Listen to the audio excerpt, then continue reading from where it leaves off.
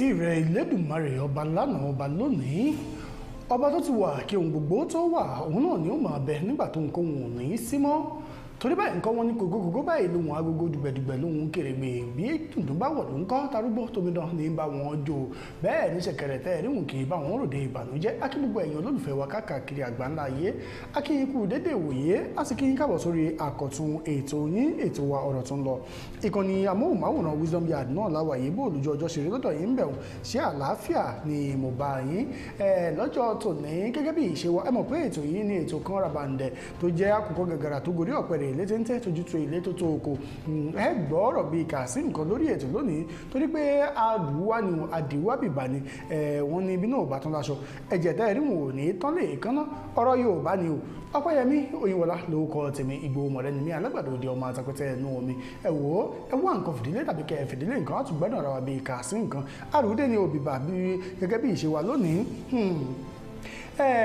gẹ́gẹ́ bí ohun tí à ń bá bọ̀ wọ́n ní ẹni tí ó bá bá lọ sóhun náà ló bá kú lórí ètò lónìí àwọn nǹkan tí a fẹ́ máa yànnàná tí a fẹ́ máa fi ọ̀rọ̀ ojú tó rọrọ̀ lé lórí òun náà ni bí ọ̀rọ̀ ìṣèjọba orílẹ̀-èdè Nàìjíríà bí ó ṣe ń lọ pàápàá jùlọ ẹ mọ̀ pé níjò níyì ni ẹgbẹ́ àwọn òṣìṣẹ́ bọ́ta pé nǹkan ti gbówó lórí gbogbo nǹkan ní ìjọba Tinubu ti fowó kún wọn ò sì ṣe bẹ́ẹ̀ kó mú káyé dẹrùn fáwọn òṣìṣẹ́ fowó kún owó oṣù ẹ̀yọ̀wó òkúpa orí epo bẹ́ẹ̀ lẹ́ ń gbówó gun epo lóríṣiríṣi tó jẹ́ pé kò jẹ́ kí iṣẹ́ ó rọrùn mọ́ fún àwọn òṣìṣẹ́ láti ṣe gbélé yìí jẹ́ nǹkan tó jẹ́ nǹkan ìbànújẹ́ fún ọ̀pọ̀lọpọ̀ ọmọ Nàìjíríà bóyá ìṣèjẹ́ ohun ìbànújẹ́ fún ọ̀pọ̀lọpọ̀ ọmọ Nàìjíríà yìí ni wọ́n ṣe ń bèèrè pé ẹ dákun kí ni yóò jẹ́ ọ̀nà àbáyọ sí àwọn ìṣòro eléyìí tí à ń là kọjá lórílẹ̀‐èdè yìí àwọn ẹgbẹ́ òṣìṣẹ́ wa pé bíríkótó wọn pé bíríkótó pétò bẹ́yìn bá fi owó kún owó epo owó àwọn òṣìṣẹ́ náà ó yẹ kẹ́ ẹ fowó kún o àwọn òṣìṣẹ́ sọ iye tó ń fẹ́ gbà wọ́n ní owó ọ̀hún lọ bí 600,000 plus ṣùgbọ́n lẹ́yìn ọ̀rẹ́yìn wọ́n gbà wálẹ̀ títí ó fi dé orí 250,000 wọ́n tún já lẹ́yìn ìgbà náà níjọba àpapọ̀ ní àwọn ó san owó tí ó jẹ́ bíi 62,000 naira ṣùgbọ́n àwọn ẹgbẹ́ òṣìṣẹ́ ò gbà fún ìjọba àpapọ̀ lórí eléyìí o lẹ́yìn gbogbo eléyìí lẹ́yìn ọ̀rẹ́yìn ni wọ́n gbára gbà wọ́n fẹnu kò sí ẹgbẹ̀rún lọ́nà àádọ́rin náírà 70,000 naira gbogbo eléyìí àṣé ó ń bí àwọn tó ń ṣèjọba lọ́wọ́ ó ń bí wọn nú pé àdúró owó òun dẹ̀fẹ́ máa gbà ṣùgbọ́n àwọn gbàgbé iye táwọn ti fi kún gbogbo owó nǹkan kódà bẹ́ẹ̀ bá fẹ́ ya owó lórílẹ̀‐èdè Nàìjíríà ńgbà kan ó ní iye tí ẹ san gẹ́gẹ́ bí interest lórí owó ọ̀hún ṣùgbọ́n lásìkò ìṣèjọba Bọ́lá Ahmed Tinubu nǹkan tí wọ́n ń san ẹgbẹ̀rún kan náírà tẹ́lẹ̀ gẹ́gẹ́ bí interest Tinubu gbé kúrò ní ìlọ́po ẹja àwọn interest tẹ́lẹ̀ bí 5% wà lọ 27.5% báyìí ìlọ́po mélòó nù 5 mélòó láàrin ní 25 ìlọ́po 5 àti ààbọ̀ ìgbàtẹ́yìn tí wọ́n ń ṣe nǹkan ní 5,000 naira lórí 100,000 tẹ́lẹ̀ ṣùgbọ́n nísìnyí ó ti di 27,500 lórí 100,000 naira gbogbo nǹkan tíjọba Tinubu ṣe ń pariwo ni pé àwọn ń pawó wọlé sápò ìjọba owó tí wọ́n ń pa wọlé sápò ìjọba yìí àǹfààní kí ló ń ṣe fáráàlú àtìgbà wọn ti wá kéde pé tó wọ́n fowó kún owó àwọn òṣìṣẹ́ àti ìgbọ́ wípé owó tán fi kún àwọn òṣìṣẹ́ o bóyá wọ́n ti implement rẹ̀ bóyá wọ́n ti bẹ̀rẹ̀ sí í san ṣùgbọ́n láìpẹ́ yìí ni wọ́n ní ọjọ́bọ̀ Thursday tí ó kọjá lọ yìí ni àwọn bẹ̀rẹ̀ sí í san owó náà fún àwọn aráàlú pẹ̀lú gbogbo eléyìí tí wọ́n á sọ lóríṣiríṣi wọn ní ọ̀dà pẹ̀lú bí gbogbo ẹ̀ ṣe wá rí wọn ẹ̀jẹ̀ àgbàfọ́lọ́hún ká bẹ̀rẹ̀ sí í sanwó ọ̀hún fáwọn aráàlú bí wọ́n ṣe wá ní kó máa sanwó náà ni wọ́n ní àwọn ìpínlẹ̀ kọ̀ọ̀kan lórílẹ̀‐èdè yìí àwọn gómìnà tó wà láwọn ìpínlẹ̀ ọ̀hún láwọn ìpínlẹ̀ bíi mẹ́tàdínní Ògún 17 governors ní orílẹ̀-èdè Nàìjíríà wọ́n ti ní àwọn ti pé bíríkótó wọ́n ti wá gbé àwọn ìgbìmọ̀ aláṣẹ kan kalẹ̀ pé ẹ̀yin ìgbìmọ̀ yìí ẹ lọ ṣiṣẹ́ lórí ọ̀rọ̀ owó oṣù àwọn òṣìṣẹ́ tó kéré jùlọ ká mọ̀ bá ṣe bẹ̀rẹ̀ sí í san ṣùgbọ́n àwọn gómìnà kan gómìnà fi ń tirí ń tiẹ̀ kó tó di pé bí ìjọba ṣe kéde ẹ̀ lòun ti bẹ̀rẹ̀ sí í san fáwọn òṣìṣẹ́ tiẹ̀ ń tiẹ̀ bàbá ṣèwádìí gómìnà yìí dáadáa kò fi gba kankan faramọ́ bí ìṣèjọba Bọ́lá Ahmed Tinubu ṣe ń lọ ó ní ìjọba aninilára gbáà ni ìjọba tó mọ tara ẹni nìkan tí ò fẹ́ tara àlú òun ìjọba Tinubu gbogbo nǹkan ṣé òun káyé rọrùn ni gómìnà fi tẹ́rẹ́ ṣe ń tiẹ̀ àwọn gómìnà bíi 17 tí wọ́n á kóra jọkọ̀ báyìí wọ́n ní tó bá ti ń di inú oṣù kẹwàá títí ọdún tá a wà yìí àwọn ó bẹ̀rẹ̀ sí san owó náà fún àwọn òṣìṣẹ́ ṣùgbọ́n kó lọ jókòó ìjókòó wọn yìí ìyẹn wá túmọ̀ sí pé bóyá wọ́n fẹ́ san 70,000 àbáwọn náà tún fẹ́ gé tiwọn náà pé tó ìpínlẹ̀ tiwa ẹ̀mọ̀pá lówó iye tá a lè san ní ìpínlẹ̀ tiwa ẹ̀mọ̀pá ní nǹkan bá nǹkan tá a lè ṣe ní bẹ́ẹ̀ gẹ́lẹ́ ni wọ́n ṣe gbé ìgbìmọ̀ wọn kalẹ̀ lórí ọ̀rọ̀ minimum wage dáhùn pariwo yìí. àwọn gómìnà bíi gómìnà ìpínlẹ̀ Ọ̀yọ́ ìpínlẹ̀ Ọ̀ṣun ìpínlẹ̀ Ògùn ìpínlẹ̀ Èkìtì àwọn ìpínlẹ̀ Kwara àti ìpínlẹ̀ Bayelsa Delta ìpínlẹ̀ Rivers Imo ìpínlẹ̀ Anambra àti bẹ́ẹ̀ bẹ́ẹ̀ lọ àti ìpínlẹ̀ Kaduna àti Kano gbogbo àwọn gómìnà tó wá látàwọn ìpínlẹ̀ wọn ni àwọn ti gbé ìgbìmọ̀ kalẹ̀ tó ti ń ṣiṣẹ́ lórí bí wọ́n ṣe rí owó òun san fún àwọn aráàlú. èyí ò ń bá àwọn awògede ń gbé o ká dúpẹ́ lọ́wọ́ ẹni orí ni ẹ̀ tó mọ́jú èèyàn ní òkú mobi tá a wà àbí wọ́n ti gbé ìgbìmọ̀ kalẹ̀ ká bẹ̀rẹ̀ sí wo ohun tí ó jẹ́ ọ̀nà àbáyọ sí àti ìparí ẹ̀ ìyún àkọ́kọ́ nù. ẹlẹ́ẹ̀kejì ìṣèjọba orílẹ̀-èdè Nàìjíríà tó jẹ́ pé Tinubu wá fẹ́ sọ̀rọ̀ ẹ̀ di ọlọ́run kékeré máwọn èèyàn lọ́wọ́ kódà àbíkátẹ̀ ìpè lọ́lọ́run àgbà ó ti ríra ẹ̀ gẹ́gẹ́ bí ẹni tó jẹ́ pé ó ti gbàgbé ọjọ́ tó wọ́n kù pẹ̀lú àwọn tó jọ ń ṣèjọba. ìnira lọ́tún lọ́sì ìnira burúkú òun ni ìjọba Tinubu ń mú báráàlú eku òkè bí eku bẹ́ẹ̀ lẹ́yẹ òkè bí ẹyẹ ọmọ èèyàn gan ò fọhùn bí ọmọ èèyàn gbogbo nǹkan ń burú jáìsí lójoojúmọ́ ni. eléyìí ló mú kí àwọn ọ̀dọ́ kórajọ pọ̀ ní nǹkan bí oṣù kẹjọ ọdún tí a wà nù rẹ̀ yìí láti ọjọ́ kìíní oṣù kẹjọ sí ọjọ́ kẹwàá oṣù kẹjọ pé káwọn ó ṣe ìfẹ̀hónúhàn bàbá wa Tinubu ṣe bá bàbá náà ń pè yín bàbá òsì ní lajú ẹ̀ lẹ́ẹ̀kẹ́ bí ó pọ̀ mọ́ ẹ̀ bàbá ẹ̀ dákun ẹ̀ bá wá ọ̀nà àbáyọ sí ìṣòro eléyìí tá à ń kojú ebi yìí pọ̀ àwọn èèyàn bẹ̀rẹ̀ sí ìfẹ̀hónúhàn kàkà kí Tinubu ó ṣe kó tẹ́tí bẹ̀lẹ̀ jẹ́ kó gbọ́rọ̀ sí àwọn ọmọ Nàìjíríà lẹ́nu níṣe ni ààrẹ Tinubu ń sọ̀rọ̀ bí ìgbà tó yẹ pé òun ló dá gbogbo wa òun ló kó wa bí ìgbà tó ti rà wá lẹ́rú bẹ́ẹ̀ ló ṣe ń sọ̀rọ̀ ààrẹ ń sọ̀rọ̀ pẹ̀lú ìgbéraga pẹ̀lú pride arrogancy what a shame you are destroying this what a this kánípẹ́ni tó mọ̀ ń pa àṣejọba dáadáa ni yóò mọ̀ pé ipò tó ń wà ipò ọmọ ọṣẹ́ ni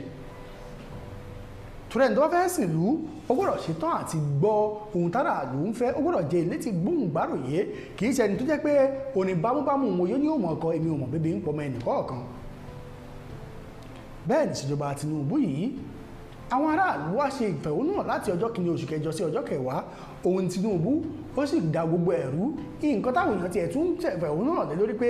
àwọn nǹkan báyìí wọ́n ẹ̀ bá gbówó ẹ̀ wálẹ̀ ìgbà tí wọ́n parí ìfẹ̀hónúhàn lẹ́yìn ìgbà wọn fọlọ́pàá tírẹ́tìnì àwọn èèyàn tó bẹ̀rẹ̀ sí pa àwọn èèyàn wọ́n bẹ̀rẹ̀ sí kó àwọn èèyàn jù látìmọ́lé ni àwọn èèyàn wọ́n sún sẹ́yìn níbi à ń ṣèwọ́de pé àwọn ó sún sẹ́yìn díẹ̀ kí ló kù gbogbo ẹ̀ bá dàrú àwọn nǹkan tá a rò pé tí wọ́n tẹ́lẹ̀ àṣé késekése láti rí ìṣèjọba Tinubu wá ṣe fi kàṣàkàṣà bàbá késekése ó wá fi hàn wá gbà pé ẹ tí ì rí nǹkan kan ẹ mọ̀ láti ọ̀pẹ̀ bẹ́lẹ̀mọ̀ tí ì rí nǹkan kan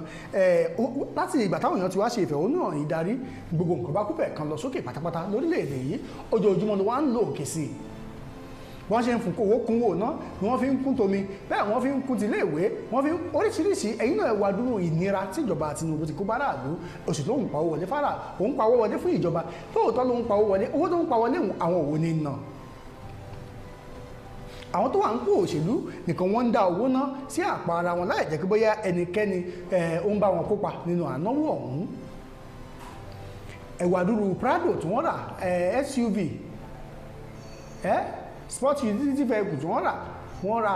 ẹyọ kọ̀ọ̀kan ní 160 million ńgbà náà kó tó di pé dọ́là tún di iye tó dì í èyí náà ẹ wo iye tí wọ́n rà over 400 pieces a sì ní orílẹ̀-èdè wa ebi ń pa wá ṣé nǹkan tó jẹ́ nǹkan tó yẹ kó kù fún wa nù. kò sí ètò ààbò ẹni tó bá sùn tó bá jí kó dúpẹ́ lọ́wọ́ Ọlọ́run tí wọn ò bá jí gbé bó o bá rìn lọ kó o mọ fura kó o mọ wẹ̀yìn torí pé ohun tó ń ṣẹlẹ̀ lórílẹ̀-èdè yìí kọjá ẹgbẹ́ o àbẹ́ẹ̀rí ojoojúmọ́ làwọn ajínigbé ń pọ̀ sí ojoojúmọ́ làwọn ẹ̀ṣọ́ aláàbò wọ́n ń gbàbọ̀dè wọ́n ṣe mú civil defence tó ń kọ̀bọ̀ fáwọn adigunjalè bẹ́ẹ̀ wọ́n mú wọ́dà wọ́n mú ọlọ́pàá wọ́n mú sójà gbogbo àwọn eléyìí lóríṣiríṣi bẹ́ẹ̀ tí wọ́n sì lọ ń kó àwọn nǹkan ìjà olóró tó lọ ń kó fáwọn èèyàn wọ̀nyí torí ètò ààbò tó mẹ́hẹ̀ lórílẹ̀‐èdè Nàìjíríà kàkà kí Tinubu wá rí gbogbo eléyìí rò níṣẹ́ ni Tinubu ń lò ìjọba àfẹ̀tó ìjọba ta ni ó mú mi sí ìjọba rẹ̀ ìyá àwù tani wá àti tani wájú tani ẹ̀yìn ó bá sọ̀rọ̀ wọ́n ti ní agbára pé tó nǹkan báyìí làwọn fẹ́ ṣe àwọn ò fi ọwọ́ òfin gbé ni àwọn ọ̀dọ́ wa ní ohun tí ń tán òun ni eegun ọdún ọmọ alágbà ó padà àràkà àjẹkọ à ń gbọ́ ọ̀lẹ̀ wá lónìí gbọ́ ọ̀lẹ̀ wá lọ́la ọ̀lẹ̀ ó tán tọ́dún eegun bá ti tán ẹ padà lọ fowó ra àkà àtẹ́ ìjẹkọ àwọn ọ̀dọ́ níbi wèrè sùn tẹ́ ẹ bá ń pariwo kí wèrè ó sún tó bá sún ọjọ́ tó bá kàn gírí yóò yíjú padà nǹkan ò sì ní dàbí bẹ́ẹ̀ ṣe mọ̀ tẹ́lẹ̀ mọ́ wọn láti ọjọ́ kìíní oṣù kẹwàá ọdún tá a wà yìí àwọn ó ṣe ìwọ́de kan tí wọ́n bẹ̀rẹ̀ tó jẹ́ pé fearless protest wọ́n pè eléyìí tí wọn ò tiẹ̀ ní bẹ̀rù wọn ò sì ní wojú kódà gbogbo sójà kan gbébọn wá bẹ̀rẹ̀ gbowó ọlọ́pàá káwọn náà wá yìnbọn gẹ́gẹ́ bí ìṣe wọn. àbùkù olóròǹbó eléyìí tí ẹni tó bá tọ́ sí rúwà tó fẹ́ wù ú tí yóò tọ́ sí wọn ó kàn án wọ́n ní lábẹ́ ìṣèjọba orílẹ̀-èdè Nàìjíríà ó wà nínú òfin pé àwọn ọlọ́pàá gbọ́dọ̀ dáàbò bo àwọn tó ń protest wọn ò gbọ́dọ̀ gbé pé àyìnbọn mọ́yẹ ẹyẹ ọmọ ẹyẹ kúnlé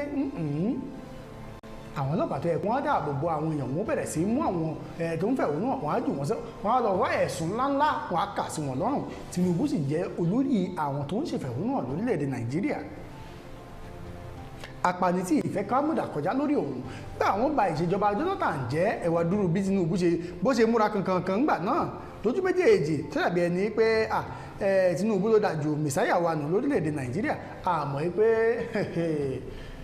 àwọn nǹkan tún bẹ tó ẹ́ pé wọ́n burú oró inú wọn ju tejò lọ ìgbà tó fi ara ẹ̀ hàn wá ṣáwà náà rí bó ṣe rí àbá àrí ṣòtẹ́ àlọ́rùn ṣọ́rọ̀ wá lọ́rùn ẹ̀bẹ̀pọ̀ ní 185 naira èpo ti ń lọ ó ti di over 1000 àwọn bòmí wọ́n ń tà 15 lítà ẹyọ kan péré ẹ̀wòye tó fi ń clear mọ́tò ẹ̀wòye tí báǹkì ń gbà as interest rate lórí lóònù ẹ̀wò oríṣiríṣi àwọn nǹkan lórílẹ̀‐èdè yìí ẹ̀wò àwọn ilé iṣẹ́ tí wọ́n ti kó gbálé tí wọ́n ti padà sórílẹ̀‐èdè wọn gbogbo àwọn nǹkan wọ̀nyí ó jẹ́ nǹkan tó ń dùn àwọn Nàìjíríà wọ́n á ti ìfẹ̀hónú eléyìí tí wọ́n fẹ́ bẹ̀rẹ̀ yìí o àfi ọjọ́ tí Tinubu bá dá epo padà sí iye tó bá tẹ́lẹ̀ làwọn aráàlú tó ní àwọn tó padà sílé iléeṣẹ́ ọlọ́pàá wa ní tò kì í ṣòbíà kó tó degbò olúkànbí òun là á pé sí òun náà là á ké pè àti pé prevention is better than cure wọ́n ti wá kó àwọn ọlọ́pàá oríṣiríṣi àwọn ọlọ́pàá kò gbèrègbè lọ́tún lọ́sì wọ́n ti kó wọn sílùú Èkó ìlú Àbújá àtàwọn ibi tí wọ́n ti ṣèwọ́de lórílẹ̀‐èdè Nàìjíríà pé eléyìí o ọkọjá ilé ìtẹ̀síjì òní tíjọba wa ń sọ pé ẹ lọ ṣe protest nínú stadium ẹ lọ dúró sínú ibẹ̀ ṣe bọ́n ṣe ń ṣe protest nù ṣé bá àwọn ṣe ṣe lásìkò tí wọ́n nù. bàbá wa bàbá Adébóyè bàbá Enoch Adébóyè ó yẹ kí bàbá gan bá wa dá sọ̀rọ̀ yìí ọmọ ọjọ́ yín òun níyàwó Ààrẹ ẹ bá wa pè yá ẹ bá wa bá wọn sọ̀rọ̀ kún bá wa bọ́kọ wọn sọ̀rọ̀ ìyà yìí pọ̀ ìnira yìí pọ̀ lórílẹ̀‐èdè yìí ẹ dákun torí Ọlọ́run ẹ má fọwọ́ lẹ́ràn kò rọrùn nǹkan táwọn èèyàn ń là kọjá lórílẹ̀‐èdè yìí kò rọrùn o ẹni tí wọ́n dájọ́ ọkú fún àtẹnitún ìyàwó gan kò yẹ kó burú jáì tó báyìí àánú Ọlọ́run òun là ń béèrè fún o òun náà là ń bẹ̀bẹ̀ fún o kọ́lọ́run sílẹ̀kùn àánú kó bá wa lànà àánú kó jẹ́ ká ráàánú gbà ìgbà tí ìṣeré orílẹ̀-èdè yóò bá dé kó mọ́ sẹ́yìn èmi àti yín o kí gbogbo akájọ ìṣeré nínú orílẹ̀-èdè yìí kájọ rí ayọ̀ kájọ rá làáfíà ń bẹ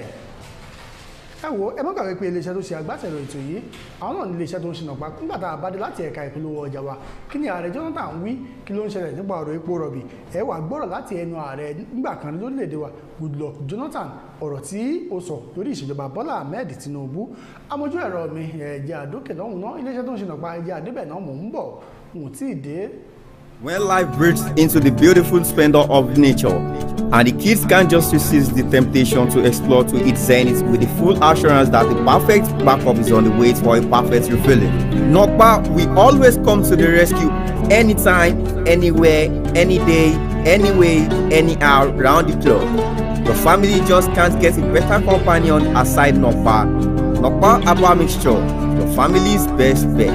With Nokpa, healthy living is guaranteed for me and my family. Nokpa for management of power.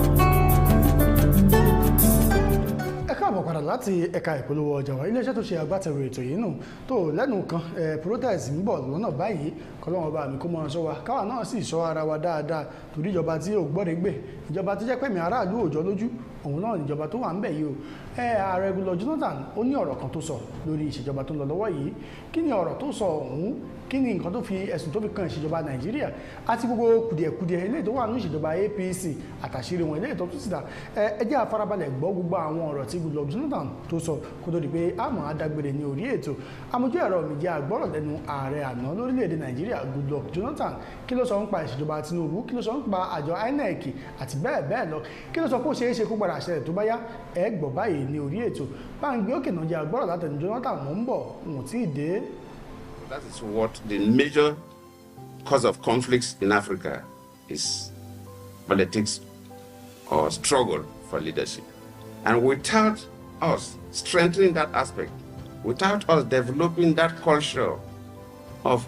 contesting election peacefully, we will always be in conflicts in Africa and also in Nigeria. It's dangerous what we are seeing. Let me use what you have seen. We've just finished elections in Edo State, and even if you were not in Edo State, the Yaga people here were in Edo State. What most of us was the media and read from social media and so on. So you see that there's much tension. Even though results have been announced, somebody has been announced as a winner, but there's tension because there are certain things that probably were done differently. And we must move away from that. In our electoral processes, we must develop that culture. I've been to quite a number of African countries, and YEG Africa, I used to meet them in a number of those countries. Let me give an example, like a country in West Africa, Senegal, had their elections not too long ago. And because they have developed that culture, you see, they did not use any technology to do the elections. I don't want to bore your ears by explaining what I observed. Very simple. Here in Nigeria, we talk about technology. Without the human mind being ready to do what is right, even if you bring the technology to be manipulated. My time, it was the card reader. That card reader almost caused crisis in the country, especially when I wanted to vote. And the candidate rejected me as the sitting president. My wife wanted to vote, and the candidate rejected my wife as the first lady. My mother wanted to vote, and the candidate rejected my mother. So you can imagine that was a recipe for crisis. We have to manage the situation, otherwise the Niger Delta would have gone into flames. And of course, put out and got the rest of the country. So the human mind must be attuned to that. We must develop that culture. In Senegal, everybody that was involved in the electoral process was ready to do the right thing. The electoral management body, like our INEC, was ready to do the right thing. Nobody was interested in manipulating the process. The security, they were ready to do the right thing. Nobody was interested in manipulating the process. In fact, they have polling stations. Within the polling stations, we have polling units. You see the police only in front. In most cases, they use I think you hear my voice.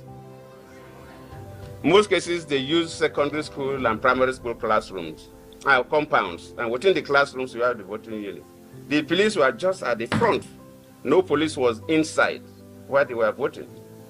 Because they have developed that culture that nobody was there to do the wrong thing. The voters themselves were ready to do the right thing. No voter wanted to manipulate. The political parties, everybody, candidates, they were all there to do the right thing. And they conducted an election without technology, and it is the best election I've observed within Africa, and some of the countries have gone outside Africa. So that culture of doing the right things must be there. In Nigeria, we don't have that culture. And that is why we have our military people here. That is why even ordinary election of a governor, not even a president, the army would be involved. Yes, some countries, they use Navy and Air Force, and sometimes the Army, to carry materials in very difficult terrains, or fly them, or maybe in the riverine areas, but not to play the role of a police. Rarely you see the military, because for the military to come out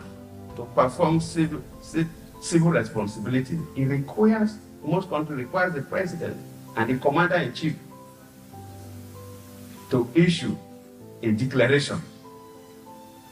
Military don't just come out. But because we have not developed that culture, ordinary election, maybe even election of local government chairman now, you see the military around. We have reduced the value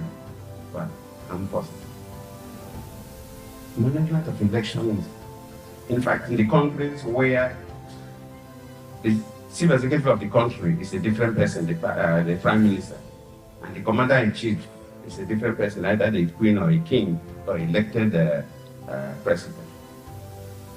The president will not, except the commander-in-chief, call out the military. They don't work. And the prime minister has no powers to call out the military, even though he's the administrative head of the country.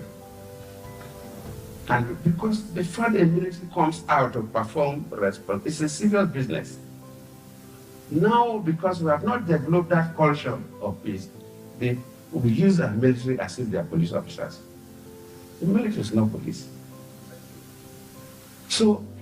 as a country, if we don't change, the way politicians don't change our political behavior and embrace that culture that was embedded in us, that it will look as if it's a part of our genetic makeup, one day this country will be engulfed or go into a conflagration that nobody. tó ọ̀rọ̀ náà lẹ ti gbọ́ lẹ́nu ààrẹ orílẹ̀-èdè nígbà kan rí odidi ààrẹ tó wà lórí àlééfà ìgbà tó fẹ́ ṣètò ìdìbò BVN tó ń gbé kò àbí bíváàsì ó lè jẹ́ ti káàdì ààrẹ tó wà lórí àlééfà ó lè jẹ́ ti ìyàwó ààrẹ bẹ́ẹ̀ ló lè jẹ́ ti ìyá tó bí ààrẹ orílẹ̀-èdè yìí lásìkò náà ẹ wá wo nǹkan tí ààrẹ yìí sọ pé orílẹ̀-èdè Nàìjíríà kò síbi tá à ń lọ tí gbogbo ìwà rádaràda táwọn olórí wa ń hù à ń jalè à ń yíbò ṣe gbogbo èyí tí ò bá tí ì parẹ́ kò tí ì sí ọ̀nà tí ta lè gbà jápálà bí yàrá ń bẹ̀ kò sí ibi àfẹ́ gbọ́rọ̀ ìjà o